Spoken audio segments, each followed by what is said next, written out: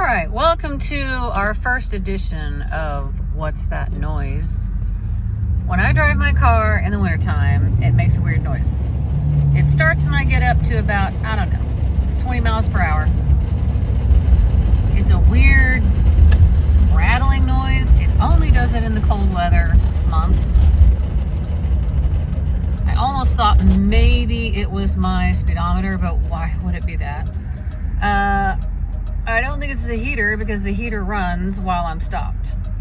So I'm going to shut up, which I know I don't do enough of on this channel, and see if you guys can hear what I'm hearing and give me some feedback for those of you that drive or have driven these old cars or work on these cars. It's not doing it yet.